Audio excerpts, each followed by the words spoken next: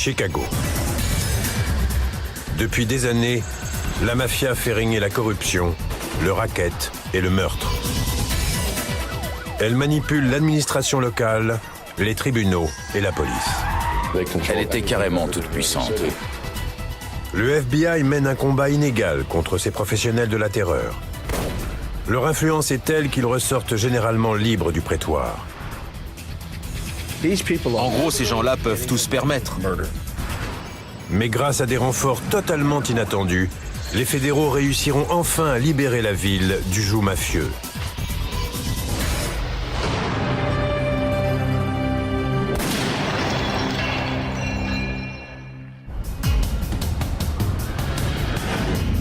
Chicago, la deuxième métropole des États-Unis. Célèbre pour ses innombrables gratte-ciel et ses redoutables activités illégales. Activités qui se sont d'ailleurs longtemps déroulées sous la ville. Bâtie en bordure du lac Michigan au milieu du 19e siècle, Chicago repose partiellement sur des pilotis et son sous-sol est devenu le quartier général de la pègre.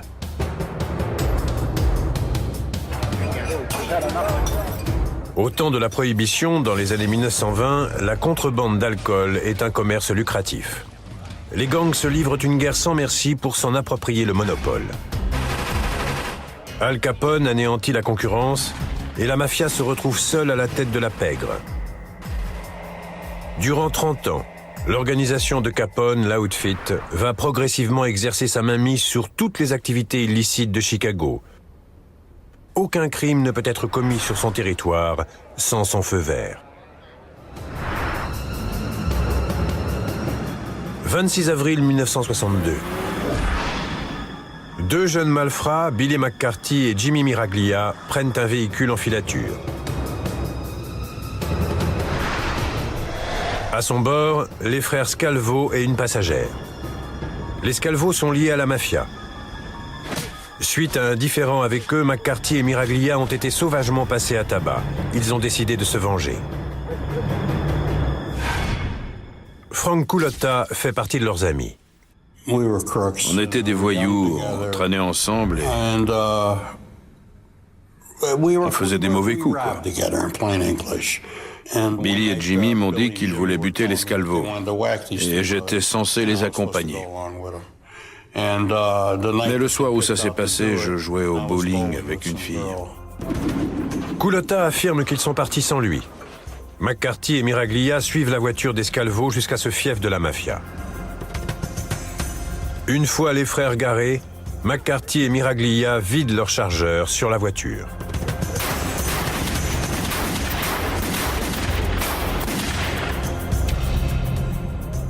Mais les agresseurs ont commis une grave erreur. Ils ont abattu deux associés de l'Outfit.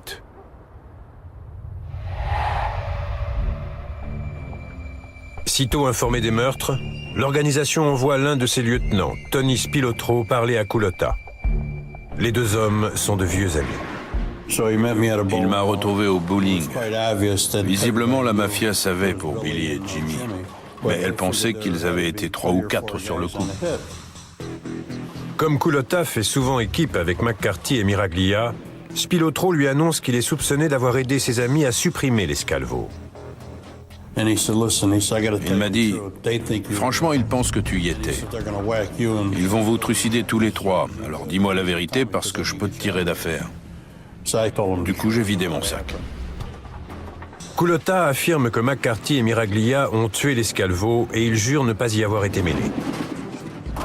Spilotro promet de le protéger s'il attire les deux meurtriers dans un piège. Culotta donne rendez-vous à McCarthy dans un fast-food de North Avenue. Spilotro et ses hommes l'emmènent de force à Cicero, une banlieue contrôlée par la mafia. Ils l'ont embarqué dans un sous-sol parce que c'est plus discret. On n'entend pas les cris. Et il m'a dit que Billy avait été torturé. Spilotro l'interroge d'abord au pic à glace. Il veut savoir qui d'autre se trouvait sur place ce soir-là. Comme Billy ne parlait pas, ils lui ont mis la tête dans un étau. Ils ont commencé à serrer. Quand les yeux lui sont sortis des orbites, il a avoué que seul Jimmy était avec lui. Ensuite, ils l'ont égorgé. Spilotro est convaincu par la version de McCarthy. Quelques jours plus tard, l'Outfit enlève Jimmy. Il sera roué de coups et assassiné. Billy McCarthy et Jimmy Miraglia sont abandonnés dans le coffre d'une voiture au sud de la ville. Pour la pègre de Chicago, le message est limpide. Qui veut jouer au malin avec la mafia, le paye de sa vie.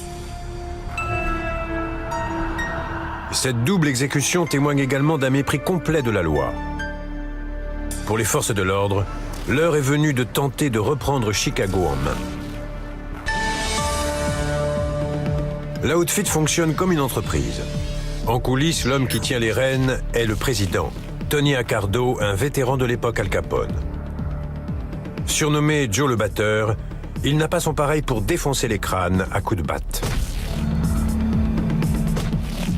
Son bras droit, le directeur général, est Sam Giancana. Accusé de meurtre alors qu'il était encore adolescent, il a été recruté comme homme de main par la mafia. Giancana était notre modèle. On l'admirait, on le respectait. Il n'hésitait pas à venir se battre. Puis, il y a le CA. Les 5 administrateurs montent leur propre opération et en partagent les bénéfices avec les dirigeants de l'organisation. À la tête d'une équipe, chaque administrateur dirige un secteur de la ville. Le capot de Grant Avenue est Joey Lombardo, dit le clown, un tueur spécialisé dans l'usure et le racket. Le voici dans le fief de Joey. C'était un vrai clown, un rigolo, toujours à blaguer. Mais il démarrait au quart de tour. Et avec lui, c'était de l'humour à sens unique. Il te vannait, toi tu encaissais. La peur et l'intimidation constituent son fonds de commerce. Impitoyable usurier, Lombardo prête à des taux exorbitants. Ses clients sont souvent des joueurs impénitents qui tentent désespérément de régler les intérêts sans jamais parvenir à rembourser le capital. Les mauvais payeurs sont violemment rappelés à l'ordre. Dans les années 60, grâce à de tels hommes sans scrupules qui font rentrer l'argent, l'Outfit engrange plus d'1 milliard de dollars entre le détournement des bénéfices des casinos, l'usure, le racket, le jeu et la pornographie. Lorsque Red Ouemet a voulu ouvrir un sex shop dans un quartier dominé par la mafia, il a dû acheter sa tranquillité. Le deal, c'était 50% des peep shows. À l'époque, ça rapportait $1000 par semaine. Et on est tombé d'accord sur 500. Le gars m'a dit, un deal, c'est un deal. Même si tu fais faillite, je viendrai te taxer, que tu aies le pognon ou pas. Grisé par tant d'argent et de pouvoir, Sam Giancana, numéro 2 de l'Outfit, mène la grande vie. Il fait la fête avec les stars, notamment Frank Sinatra et Marilyn Monroe. Il rencontre également le jeune sénateur John Fitzgerald Kennedy et tente d'infiltrer le gouvernement. Le discret parrain de la mafia, Tony Accardo, désapprouve le côté strass et paillettes de son bras droit. L'organisation n'aimait pas qu'il fréquente les Kennedy, ils étaient trop médiatisés. Et réciproquement, les Kennedy n'ont guère envie d'être associés à la mafia. Les Américains ne supportent plus de la voir ainsi bafouer la loi. John Drummond a consacré 40 années à enquêter sur l'Outfit.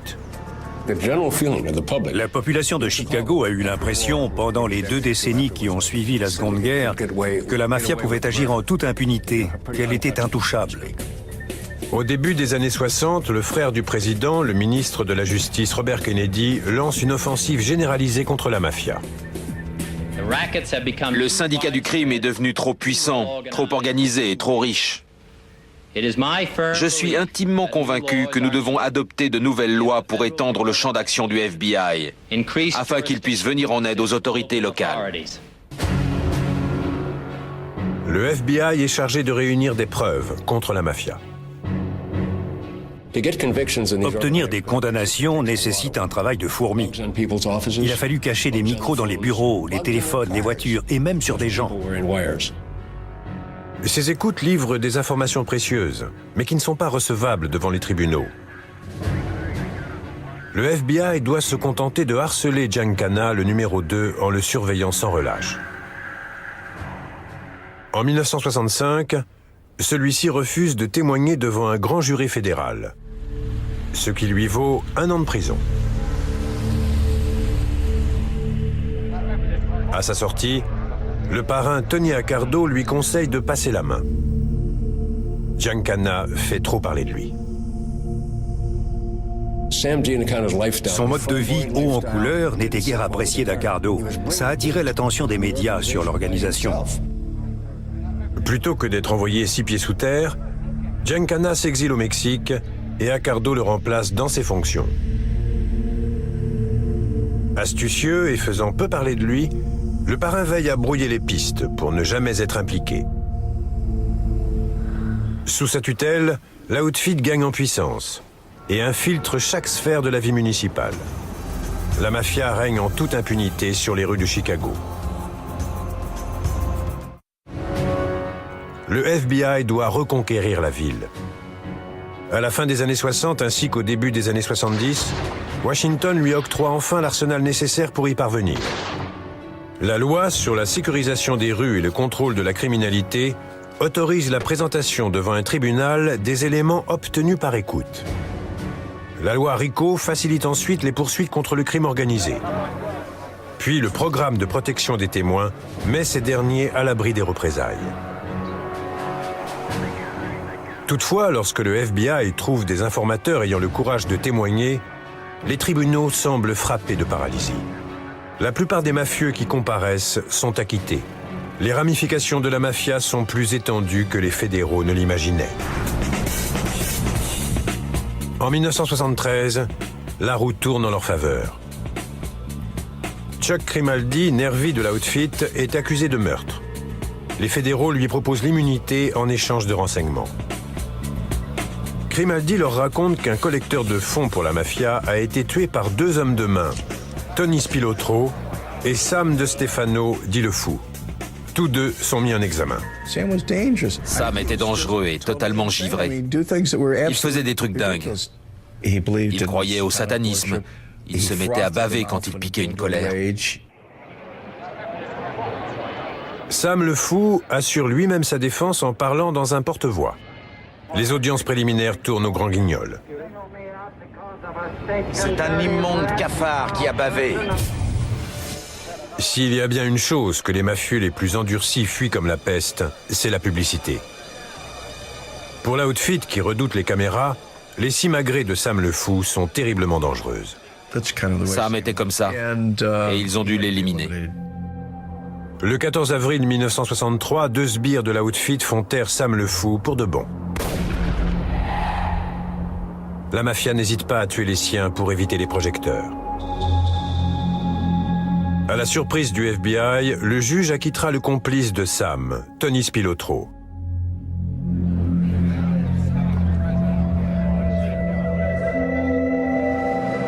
La pilule est dure à avaler. Mais les fédéraux persévèrent dans la recherche d'informateurs, leur meilleure arme contre la mafia. C'est alors que début 1974, le capot Joey Lombardo, dit le clown, est mis en examen pour avoir détourné 1,5 million du fonds de pension du syndicat des camionneurs. Lombardo va être traduit en justice. Ils n'ont pas assez d'éléments pour le faire tomber. Or, le patron d'une petite entreprise décide de témoigner, Daniel Seifert.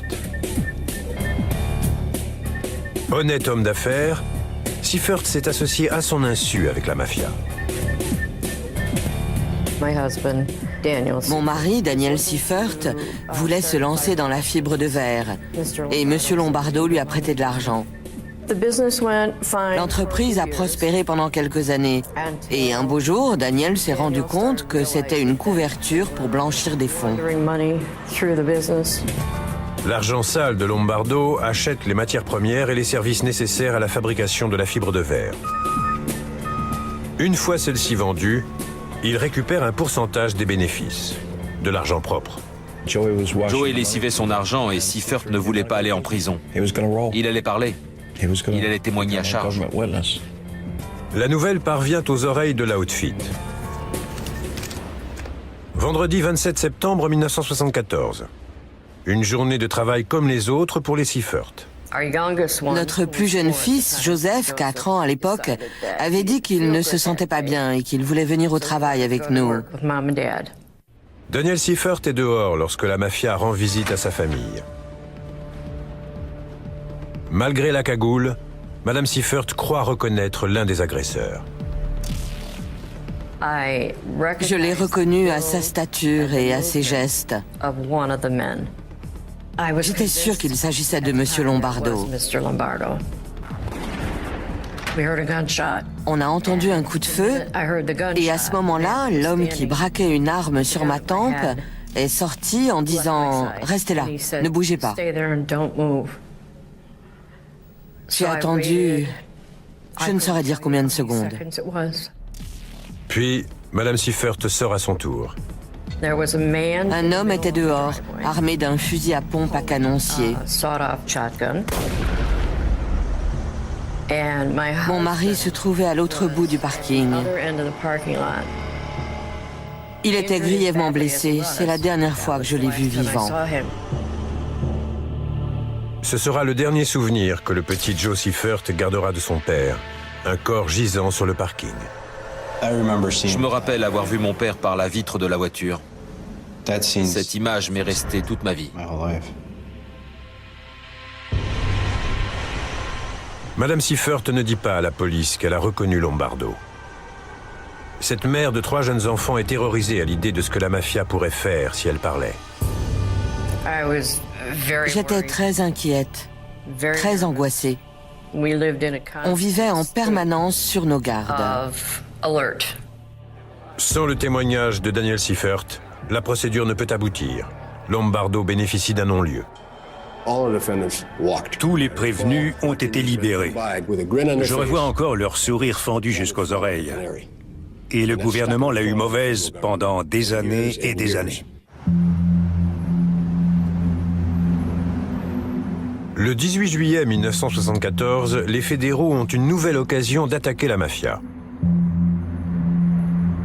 L'ancien numéro 2, Sam Giancana, est extradé du Mexique afin de témoigner sur la participation du syndicat du crime au complot de la CIA pour assassiner Fidel Castro. Giancana veut revenir aux commandes. Il a fait savoir qu'il convoitait son ancien job et une grosse part du gâteau. Mais pour Ricardo et les autres, c'était hors de question. Redoutant que le parrain ne fasse tuer ce précieux témoin, les fédéraux le placent sous surveillance durant quasiment une année.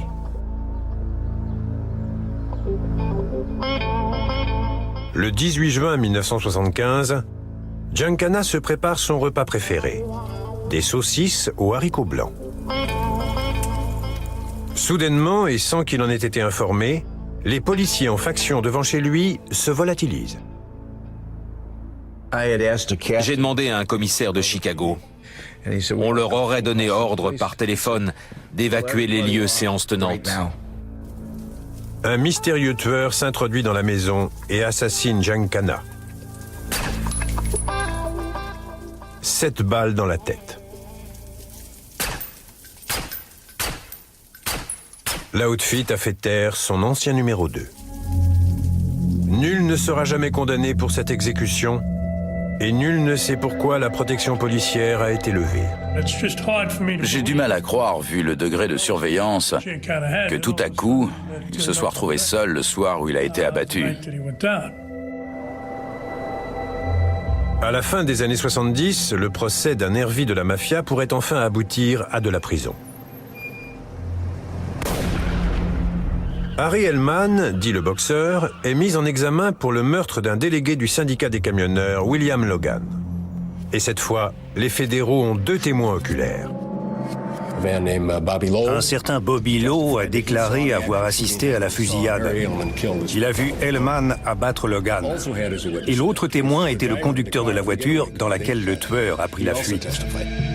La mafia de Chicago a besoin d'un ténor du barreau pour faire acquitter Hellman. Aussi se tourne-t-elle vers Bob Cooley. Dès le départ, j'ai eu la réputation de connaître les bonnes personnes, d'avoir les bons contacts, mais surtout d'obtenir des résultats.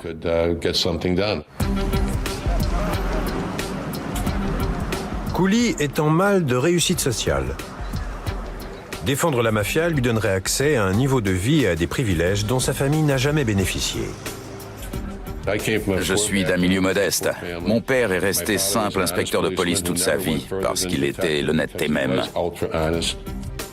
Gagner ce procès confortera sa réputation auprès de l'Outfit. Jouant son va-tout, il promet de faire acquitter Hellman.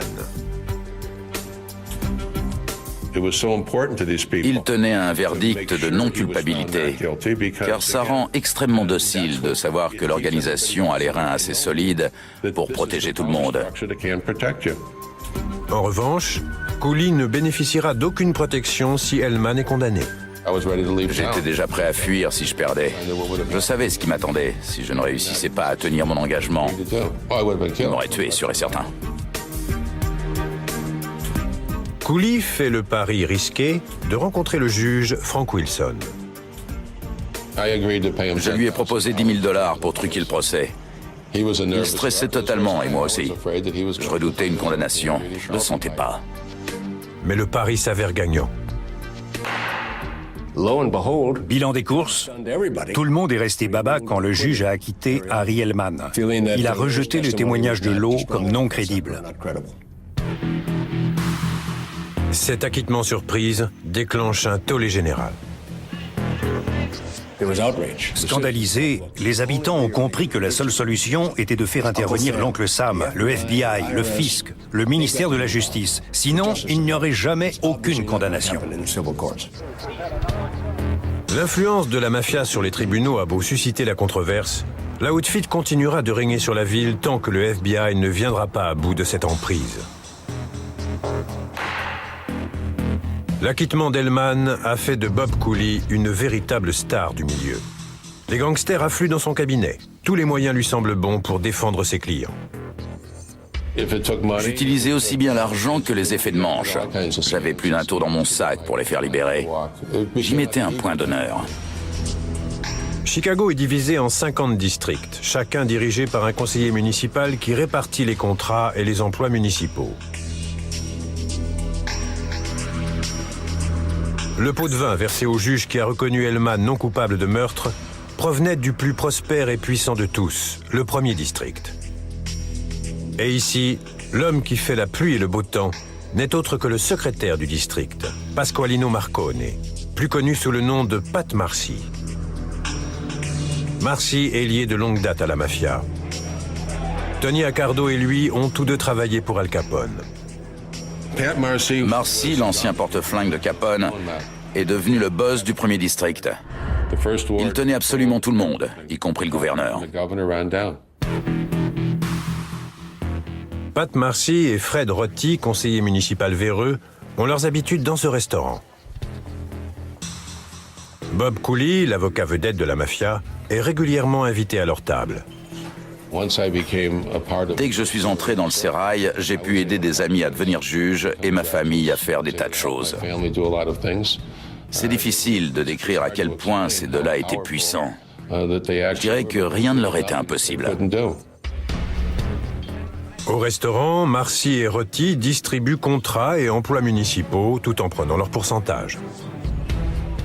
Pat Marcy était un mafieux notoire. Et tous les juges au niveau fédéral ou national venaient lui présenter leur respect. Pour devenir magistrat, il fallait passer à la caisse.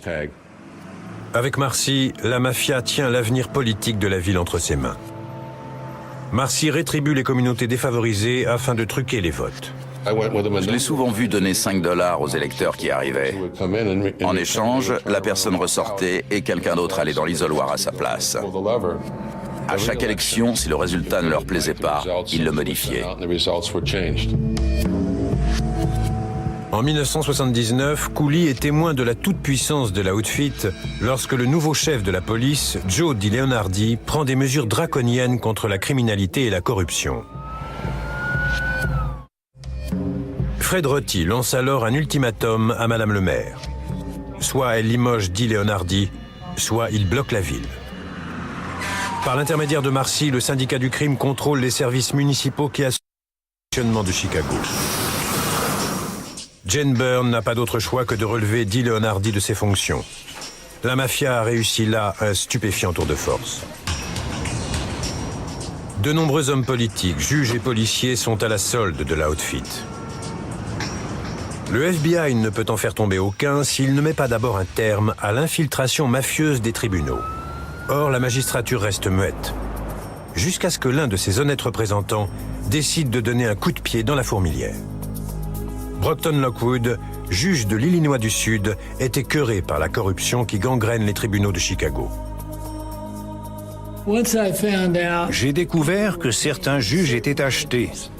Environ 10% de mes confrères étaient des crapules pur jus qui touchaient des bakchiches. Et quand je m'en suis rendu compte, j'ai décidé de ne plus faire partie du système. Mais avant de démissionner, j'ai voulu en parler à quelqu'un. Début 1981, le juge Lockwood appelle le ministère de la Justice à Washington qui le persuade de l'aider à lutter contre l'outfit. En gros, ils m'ont dit « Si vous nous confirmez tout ça, on interviendra ». J'ai répondu « D'accord, mais comment je m'y prends ?» Et eux, portaient un micro caché. Dissimulant un magnéto dans l'une de ses bottes, le juge entreprend de recueillir des preuves accablantes contre la justice corrompue de Chicago. Quand j'allumais l'appareil, je mourais de peur. Il était si lourd que j'avais l'impression de traîner un boulet au bout d'une chaîne. Et comme il glissait dans tous les sens, je devais le scotcher sur ma jambe en serrant très fort. Et ça m'a abîmé les vaisseaux du pied. Mais le juge poursuit sa croisade. Il fait mine d'être aussi véreux que ses interlocuteurs.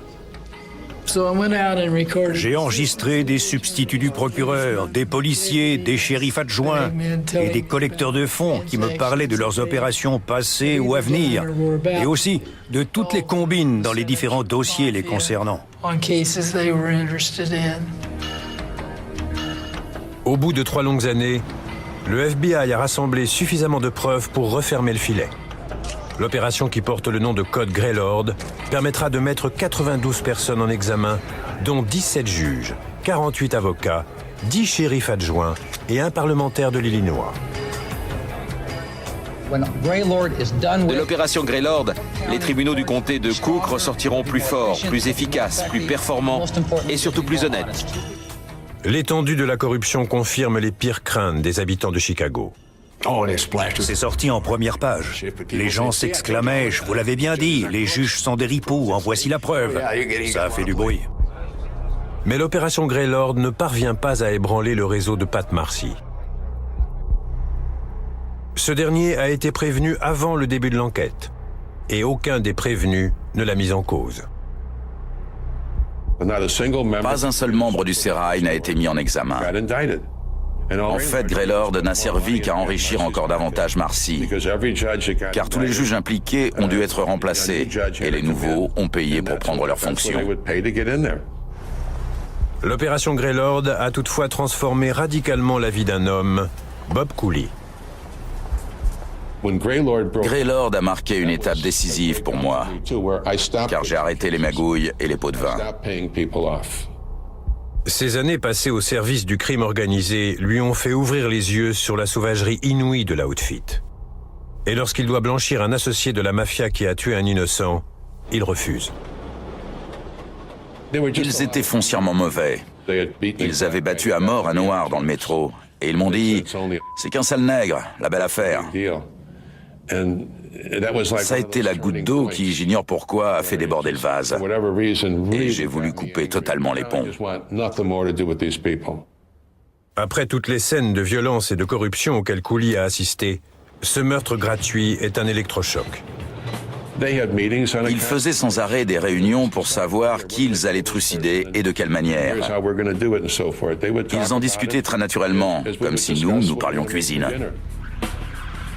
Cooley décide de laisser tomber. Mais personne ne quitte la mafia.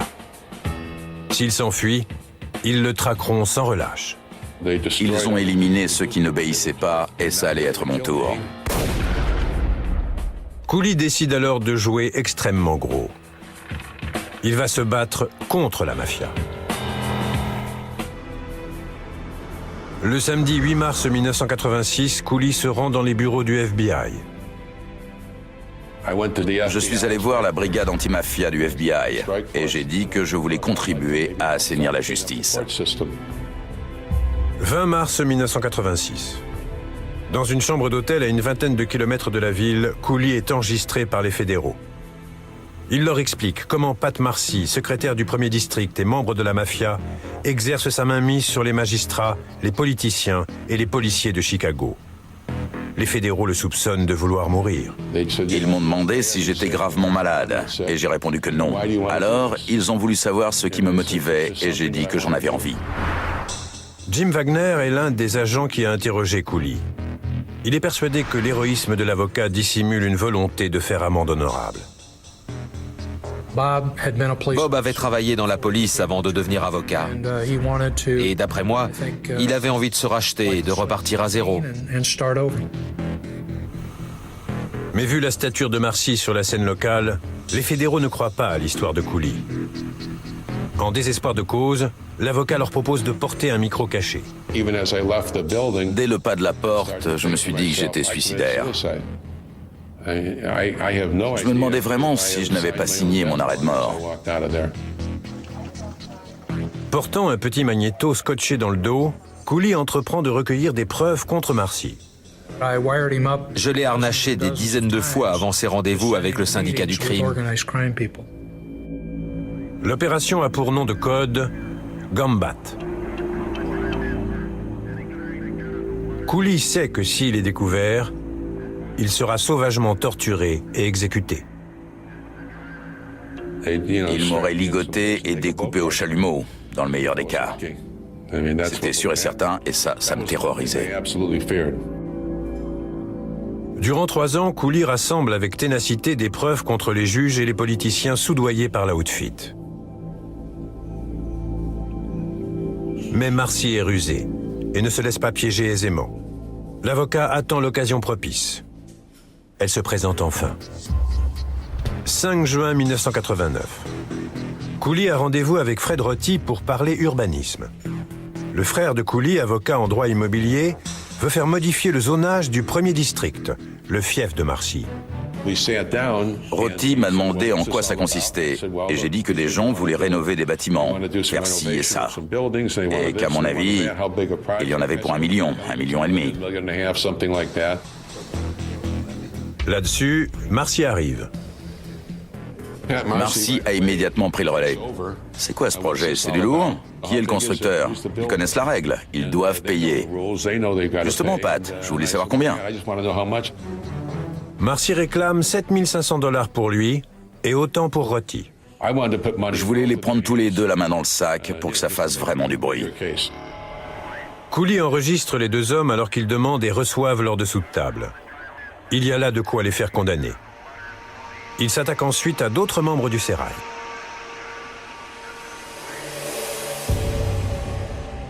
Toujours équipé de son micro caché, il rencontre Marcy au sujet du pot de vin d'un juge véreux. Afin d'éviter les oreilles indiscrètes, ils vont discuter dehors.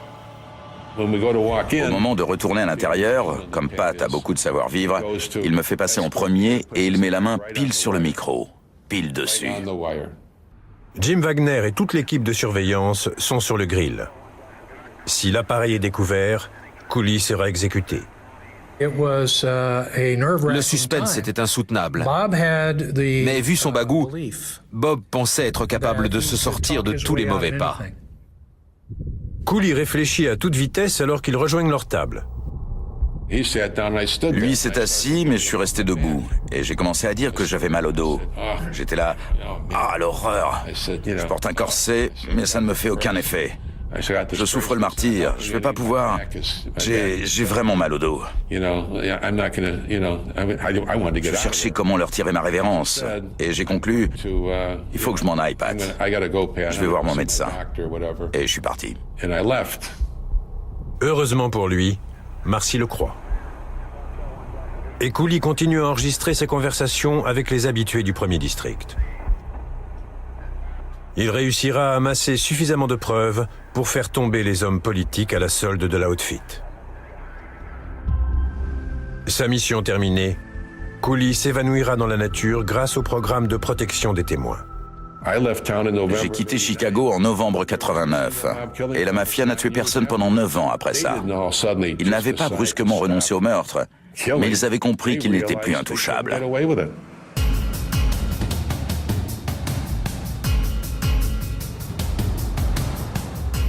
19 octobre 1990.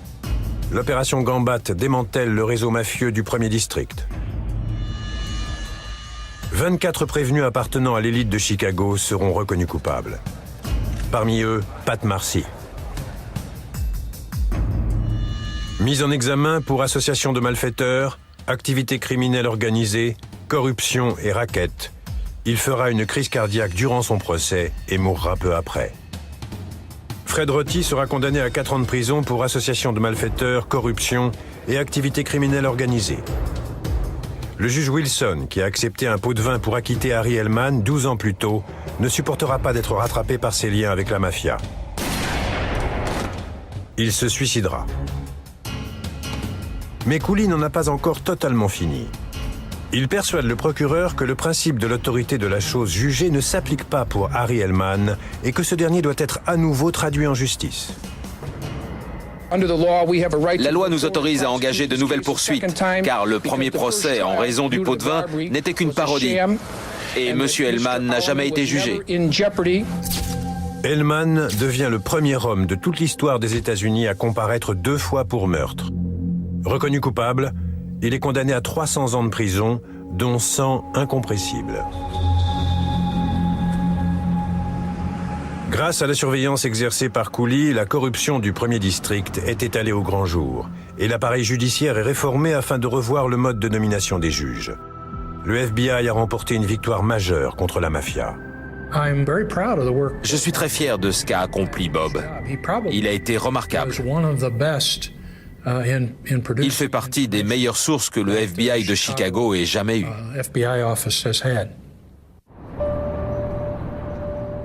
C'est la première fois depuis l'incarcération d'Al Capone en 1932 que l'outfit essuie un revers aussi cuisant.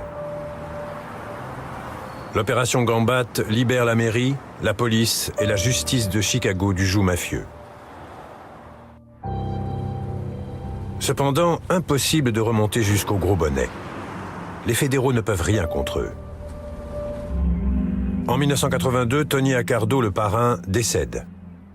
D'après la rumeur, l'ancien capot Joey Lombardo, dit le clown, prend sa succession. L'outfit commence à changer de style. La violence urbaine étant trop ostentatoire. De plus, les mises en examen et la légalisation des casinos flottants ont éclairci ses rangs et mis à mal ses finances. La nouvelle génération de mafieux diplômés d'université préfère jouer la carte de la subtilité. Ils investissent là où ils peuvent dissimuler leur argent. Ils possèdent des sociétés de construction ou de transport, des bars, des restaurants et des entreprises de collecte de déchets. Désormais, ils font profil bas. Pour autant, la mafia n'a pas renoncé aux fondamentaux. Que l'on veuille une prostituée ou de la drogue, que l'on cherche un bookmaker ou un usurier, on a toujours l'embarras du choix à Chicago. La mafia est là pour satisfaire tous les vices. Les faiblesses des individus rapportent toujours une centaine de millions de dollars par an à l'outfit. Une exploitation impitoyable à laquelle les autorités fédérales doivent mettre un terme en envoyant les gros bonnets derrière les barreaux. Or, ces personnages qui cultivent le mystère ne sont jamais compromis, et il est donc impossible de les faire tomber. Jusqu'au jour où une intervention totalement inattendue change la donne. Le 18 août 1998, l'agent du FBI Tom Bourgeois reçoit un courrier surprenant envoyé par un mafieux sous les verrous, Frank Calabrese Jr. « Je veux aider le FBI et le gouvernement. Personne, pas même mon avocat, n'est au courant de cette lettre. Et c'est mieux pour ma sécurité. » Après avoir reçu cette lettre, on est allé le voir et il nous a parlé de certaines formes de criminalité qui nous intéressaient. Frank, son père et son oncle sont en prison pour usure et racket. En échange d'une réduction de peine, il propose de livrer au FBI de sombres secrets de famille. Par exemple, un meurtre qui a été organisé par son père et commis par son oncle, Nick Calabrese. La victime est un autre mafieux, John Fecarotta. 14 septembre 1986. Nick Calabrese part faire un tour en voiture avec Fecarotta. Il lui tire soudain une balle en pleine tête, mais ne réussit qu'à le blesser. Fecarotta tente d'échapper à son bourreau.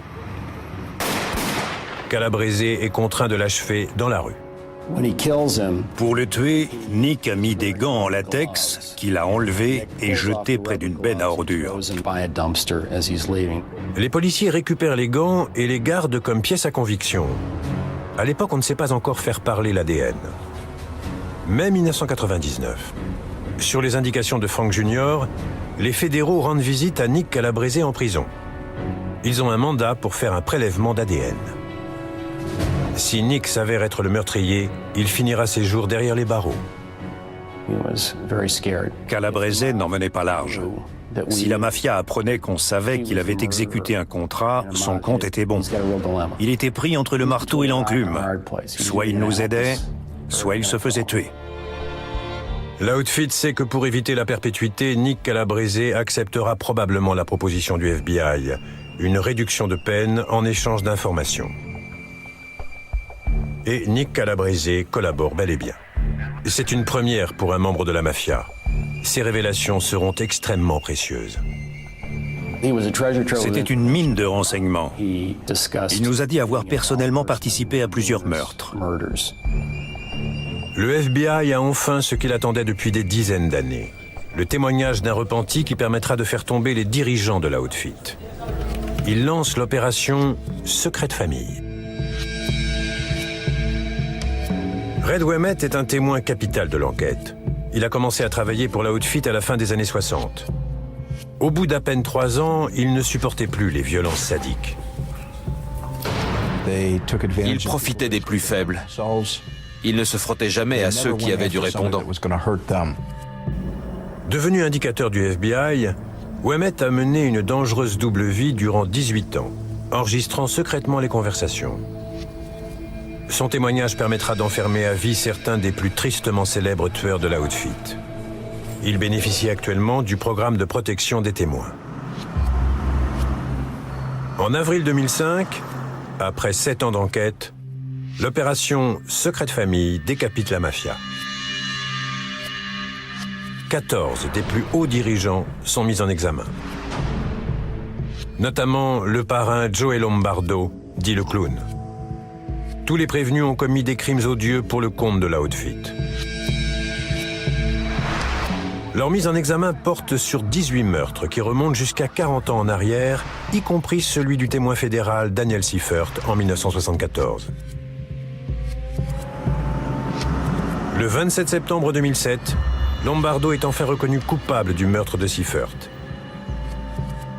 L'accusation a requis la perpétuité. Cette victoire a un goût amer pour la famille Seifert. On me dit souvent de tourner la page, mais c'est impossible. Un drame pareil vous marque à jamais. Certes, la mafia de Chicago a vu sa direction décimée par l'opération Secret de famille, mais elle a du ressort. Je doute que ceux d'entre nous qui luttent contre le crime organisé depuis de nombreuses années déclarent un jour l'avoir éradiqué. Pour les habitants de Chicago, le crime organisé fait partie intégrante de l'histoire de la ville. Il a toujours été présent. Impossible de l'éliminer pour de bon. On peut le freiner, mais pas l'arrêter définitivement. En même temps, Secret de famille l'a sacrément ébranlé. Le message est clair. Gare à vous, on est là et on vous aura. Les mafieux battent encore sûrement le pavé de Chicago, mais ils ont perdu leur emprise sur ces institutions. L'âge d'or de l'outfit est révolu. Les habitants et les représentants de la loi ont reconquis leur ville. À eux de consolider leur victoire.